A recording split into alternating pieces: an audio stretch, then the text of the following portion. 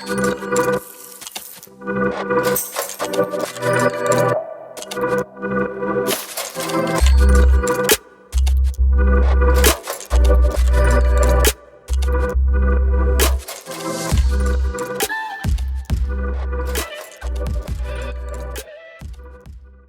Guys, welcome to my YouTube channel. ये channel है radio Astra और इस चैनल में हम रेडियोलॉजी डिपार्टमेंट से रिलेटेड बातें करेंगे। ठीक है, रेडियोलॉजी डिपार्टमेंट में क्या क्या होता है, क्या क्या मोडेलिटीज़ होती हैं, किस किस तरह के स्कैन्स हमें देखने को मिलते हैं डेली, और इसी से रिलेटेड हम सारी बातें करेंगे। ठीक है, सिटी, एमआरआई, अल्ट्रासाउंड, एक्सरे, इन सब चीज़ों के बारे में हम बात करेंगे। इवन न्यूक्लियर मेडिसिन और रेडिएशन ऑन्कोलॉजी का भी जिक्र होगा। ठीक है, तो इस वीडियो को स्टार्ट करने से पहले मैं आपको थोड़ा सा अपना इंट्रोडक्शन दे देता हूँ। ठीक है, मैं हूँ दीपक वर्मा और मैंने अपना diploma in MRI UPUMS FI से किया है और उसके बाद मैंने बैचलर्स किया है डॉक्टर राम मनोहर लोहिया यूनिवर्सिटी से।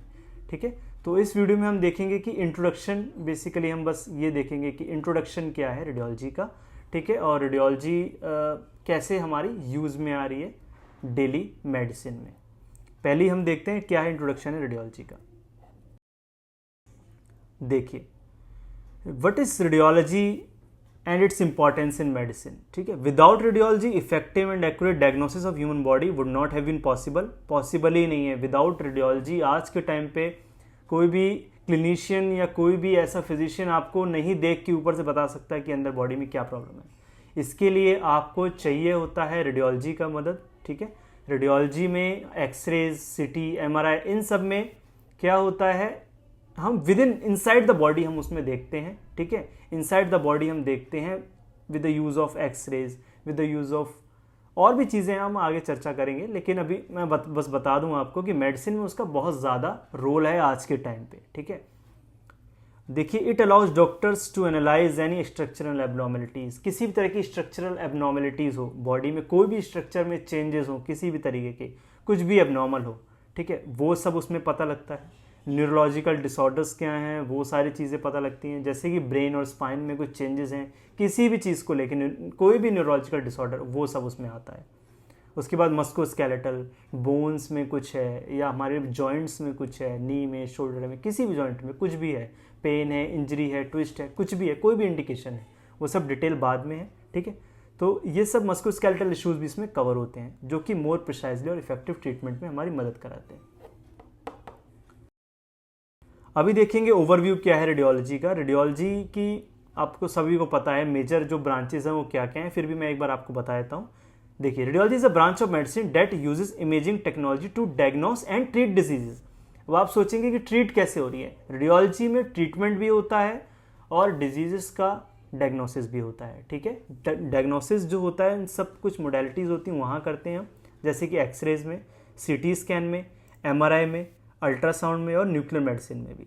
इन सब में हम क्या करते हैं, डायग्नोस करते हैं पेशेंट्स को, क्या डिजीज़ है, क्या प्रॉब्लम है उसको।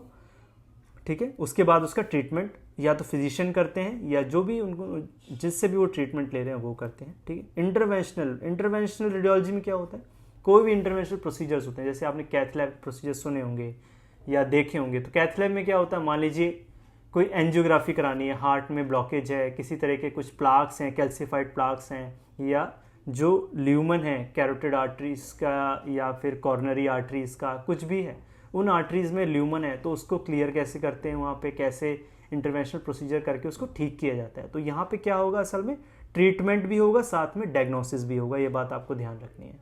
रेडिएशन ऑन्कोलॉजी में क्या है, रेडिएशन ऑन्कोलॉजी में मेजरली रेडिएशन थेरेपी की यूनिट्स होते हैं जहाँ पे ट्रीटमेंट ही ज़्यादा होता है। ठीक है, डायग्नोसिस पहले ही मोस्ट ऑफ द केसेस में हो जाता है, 99% केसेस में हो जाता है, और बचा कुचा जो है अगर वो नहीं भी, मान लीजिए इसमें कुछ पता लगता है, तो रेडिएशन ऑन्कोलॉजी की फील्ड में ये भी हमारा कवर होता है।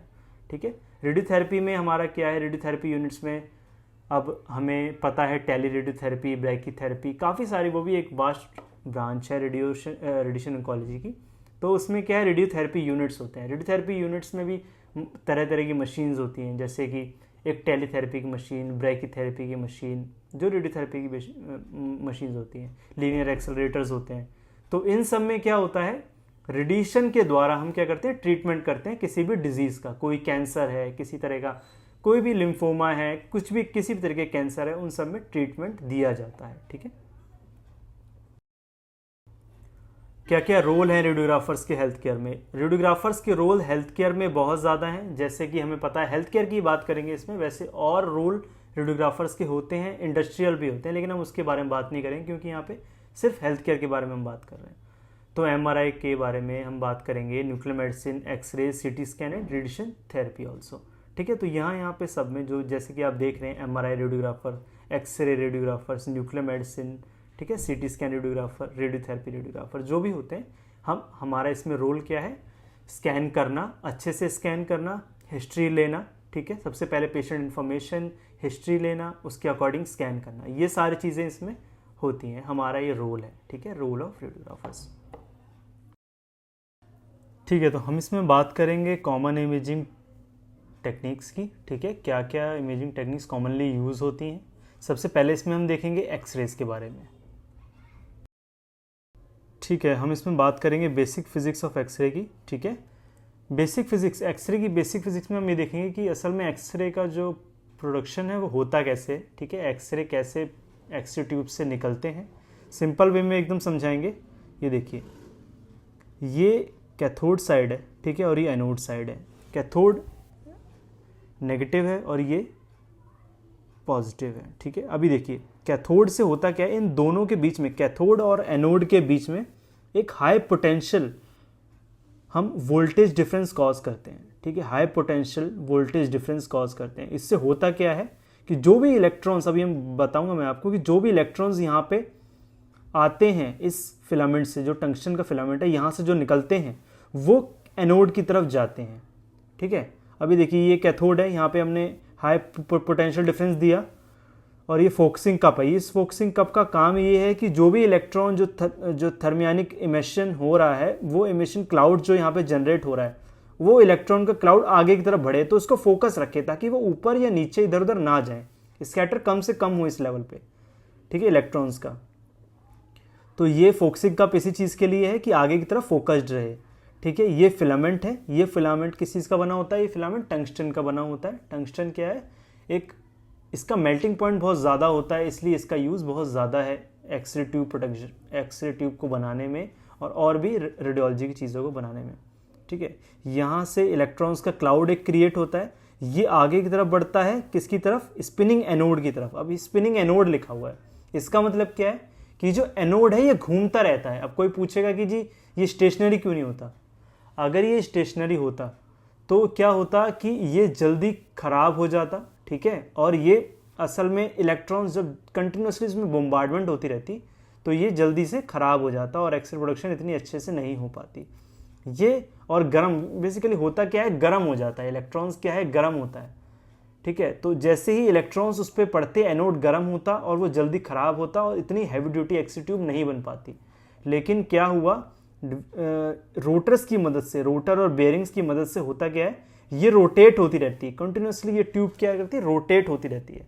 रोटेट होने की वजह से जो एनोड की जो असेंबली है, ये उसमें जो ये इलेक्ट्रॉन्स उसमें बोम्बार्डमेंट हो रही है, तो वो उस पर हीट डिसिपेशन होती रहती है।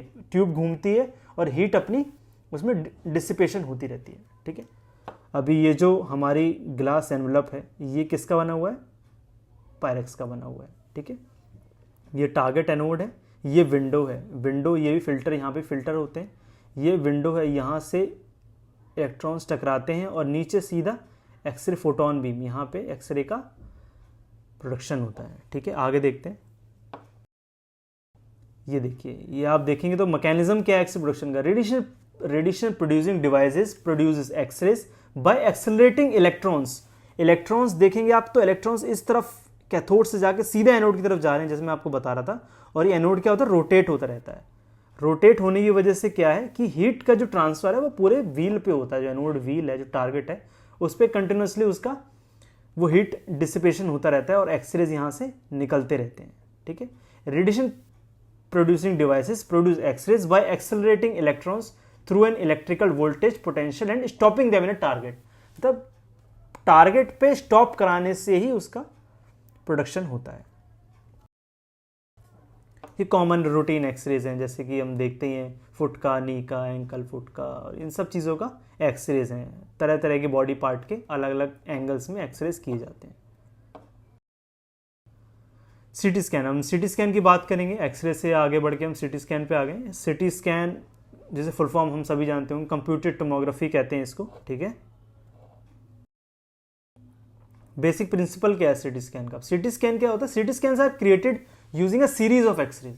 इसमें सीरीज ऑफ एक्सरेज, इसमें सिंपल एक एक्सपोजर नहीं है, इसमें सीरीज ऑफ एक्सरेज होते हैं, ठीक है। सीरीज ऑफ एक्सरेज होते हैं which are a form of radiation on an electronic spectrum. एक इलेक्ट्रॉनिक स्पेक्ट्रम का ही वो हम बात करेंगे। एक्सरेज क्या है? इलेक्ट्रोमैग्नेटिक स्पेक्ट्रम का ही एक पार्ट है। तो इलेक्ट्रोमैग्नेटिक स्पेक्ट्रम का ही वो सीरीज है, उस सीरीज के एक्सरेज ट्यूब से निकलते हैं, ठीक है। और नंबर ऑफ सीरीज मतलब कंटिन्यूसली जो एक्सरे ट्यूब है वो रेडिएशन को एमिट करती रहती है।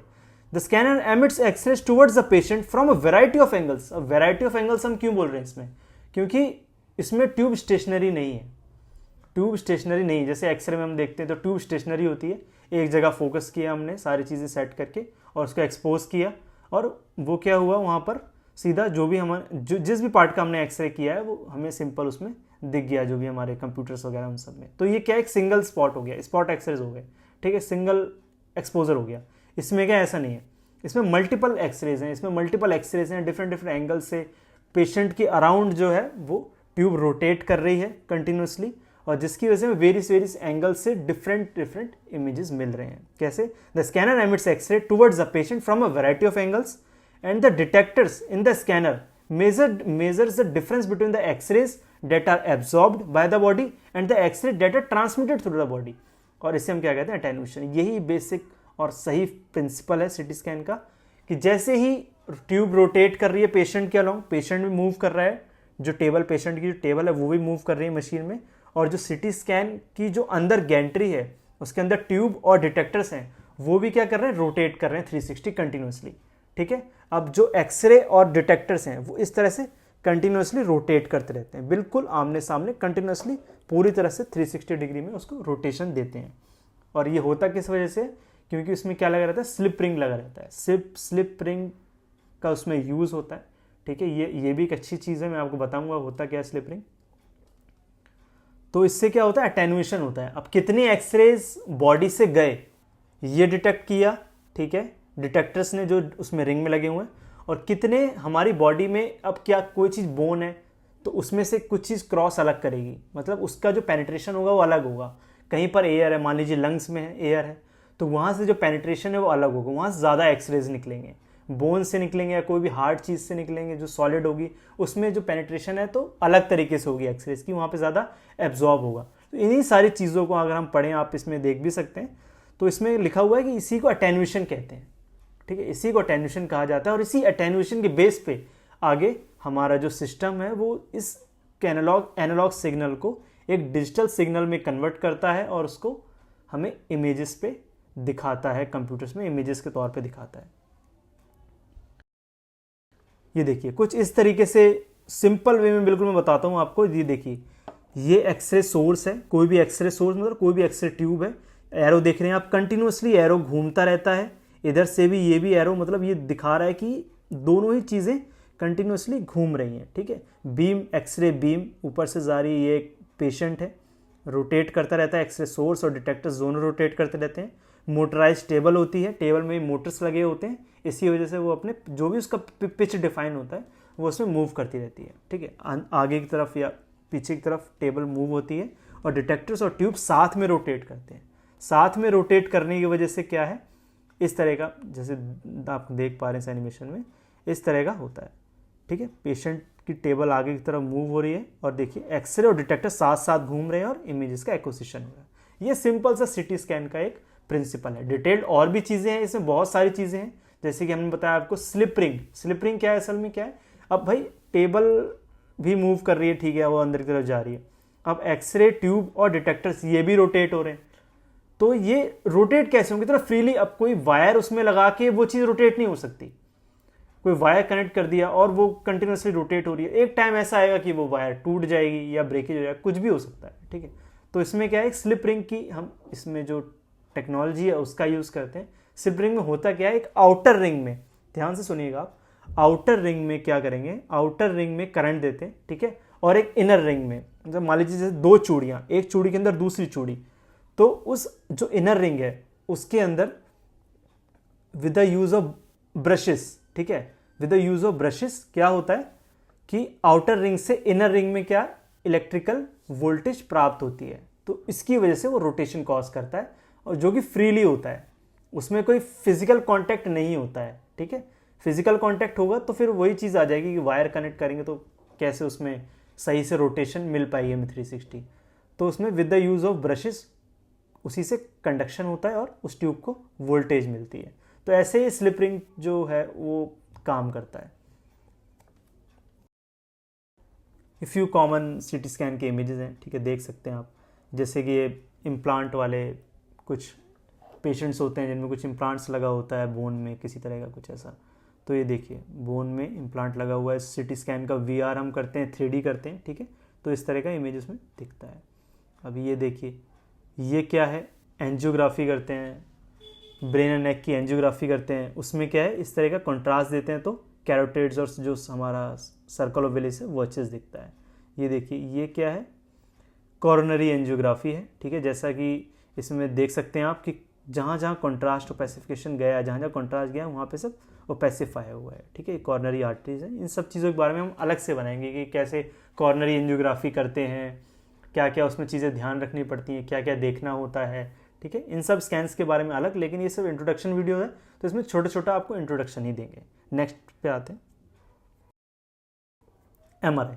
एमआरआई आज के टाइम पे बहुत ही एडवांस हो चुका है, हम सबको पता है कि एमआरआई का क्या रोल है असल में, ठीक है, बहुत ज़्यादा अब मेजरली इसका रोल बढ़ने लगा है, क्योंकि बहुत सारे जो ट्रीटमेंट चल रहा है किसी भी चीज़ का डायग्नोसिस करना या कुछ भी चीज़ उसमें नई लेकर आना, कुछ एडवांसमेंट होना, मतलब ये सारी चीज़ें एमआरआई में बहुत ज़्यादा आज के टाइम पे हो रही हैं, ठीक है। एमआरआई का फुल फॉर्म सभी को पता है, ठीक है।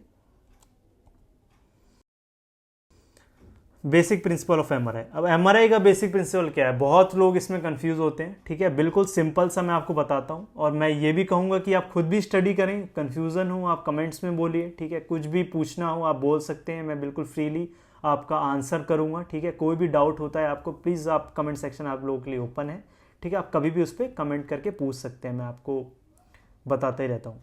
आगे है इसमें देखिए बेसिक प्रिंसिपल ऑफ एमआरआई में क्या है हम देखते हैं। देखिए सिंपल है बिल्कुल, स्ट्रॉन्ग में बहुत ज़्यादा मतलब इतना कॉम्प्लेक्स नहीं बताएंगे, उसको सिंपल बताता हूँ। देखिए होता क्या है, एक स्ट्रॉन्ग मैग्नेटिक फील्ड होती है जो कि एमआरआई स्कैनर उसको क्रिएट करता है, ठीक है।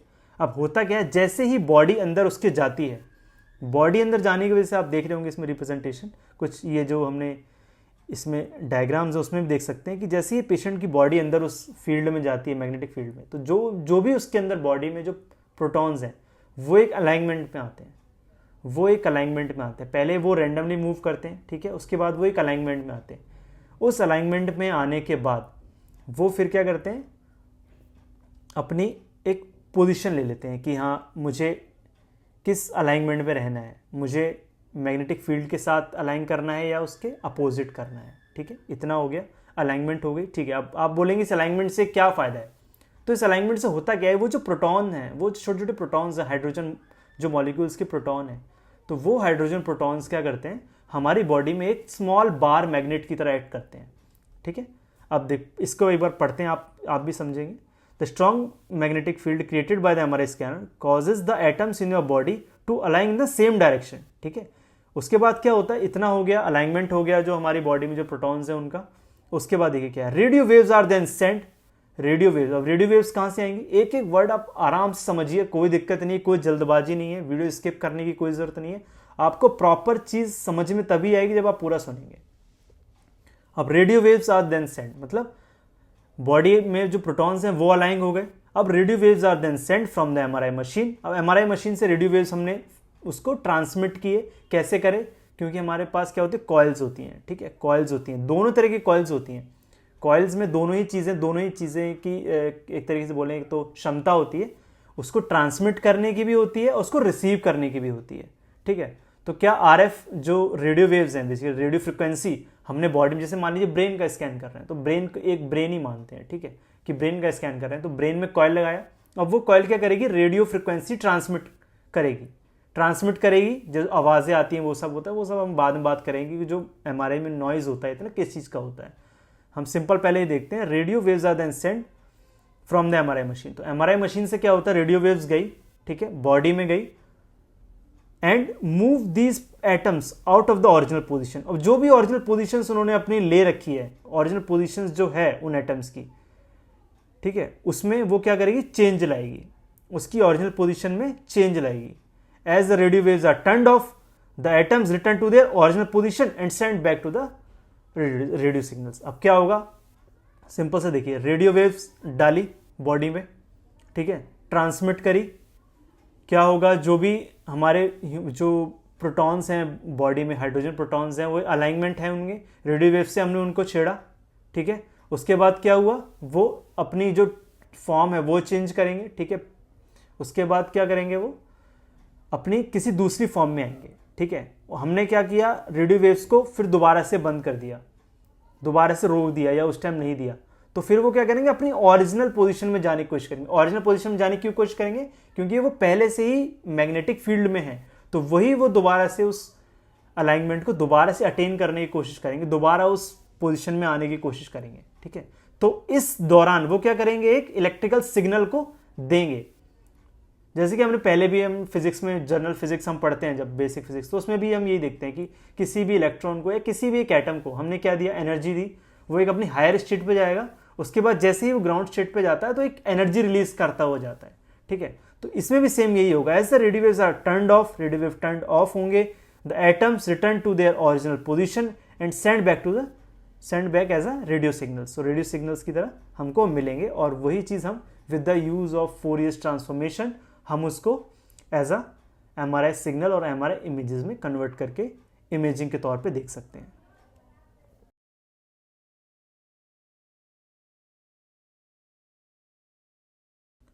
ये कुछ मेजर नॉर्मल कुछ स्कैन्स हैं, जैसे कि ब्रेन का स्कैन है, ठीक है, T1 इमेज है ब्रेन की। ये देखिए कार्डियक एमआरआई है, कार्डियक एमआरआई पे भी हम वीडियो बनाएंगे, ठीक है। अगर आप लोग सच में जानना चाहते हैं कैसे कार्डियक एमआरआई होता है, कैसे स्कैन करते हैं और क्या क्या चीज़ों को ध्यान रखना है उसमें, तो उन सब चीज़ों के ऊपर भी वीडियोज़ बनाएंगे।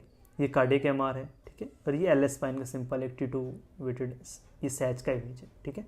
तो ये सब चीज़ें इसमें हम एमआरआई के एक नॉर्मल स्कैन इमेजेस हैं। रिवीजन दोबारा देख लेते हैं। आप किसी को अगर कन्फ्यूज़न है फिर भी एमआरआई के प्रिंसिपल में, दोबारा से एक बार बेसिक प्रिंसिपल आप देख लीजिए क्या क्या होते हैं।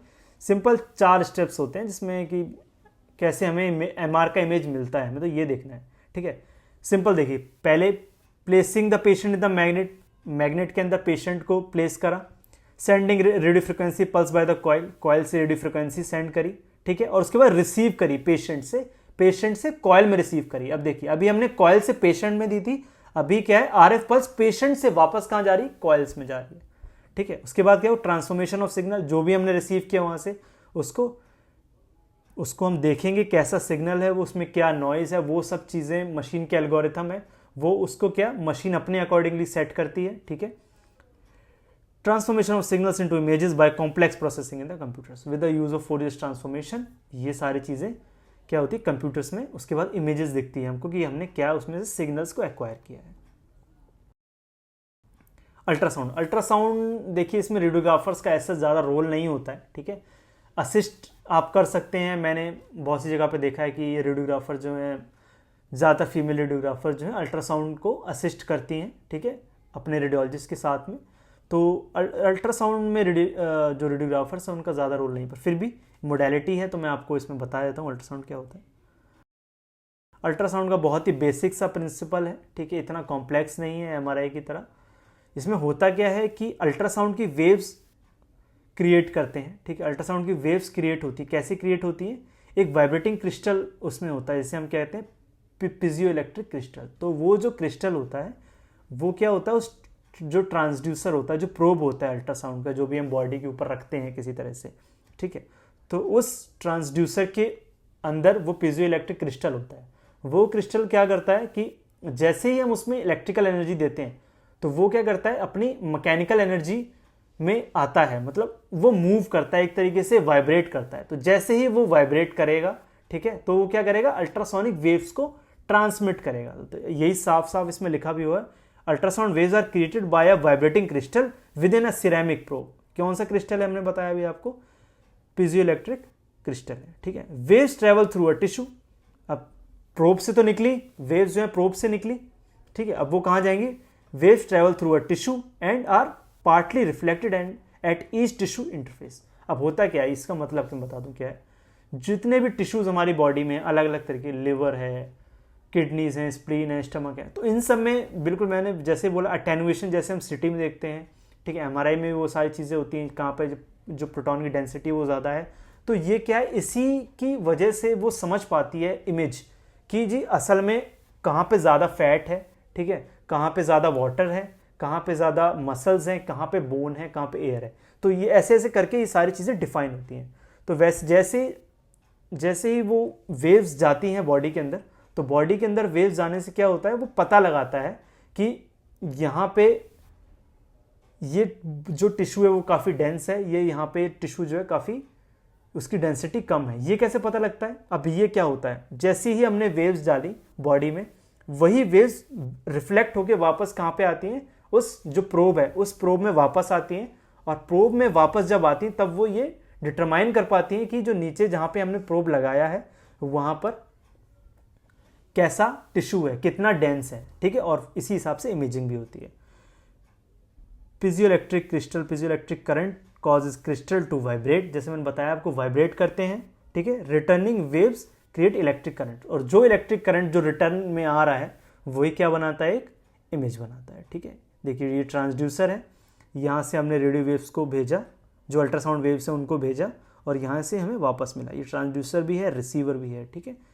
इसमें सारी चीज़ें टाइम गेन कंपनसेशन वगैरह रहता है, इसमें एम्पलीफायर रहता है, जो भी सिग्नल है उसको एम्पलीफाई करने के लिए। ये सब चीज़ें सिंपल सा प्रिंसिपल है, अल्ट्रासाउंड का कोई इतना मेजर नहीं है। Okay guys, thank you for this video, इस वीडियो को देखने के लिए और मुझे सुनने के लिए, ठीक है। और मैं आशा करता हूँ इसमें कुछ सीखने को आपको ज़रूर मिलेगा, ठीक है। और अगर कुछ भी आप जानना चाहते हैं, कुछ भी बताना चाहते हैं, या कुछ भी आप कहना चाहते हैं, पूछना चाहते हैं, तो आप कमेंट्स में बोल सकते हैं। और ये इंस्टाग्राम पेज है, इस पर भी मैं एक्टिव रहता हूँ, तो आप इस पर भी आके मुझसे बात कर सकते हैं, या कुछ पूछना चाहें तो पूछ सकते हैं। Thank you.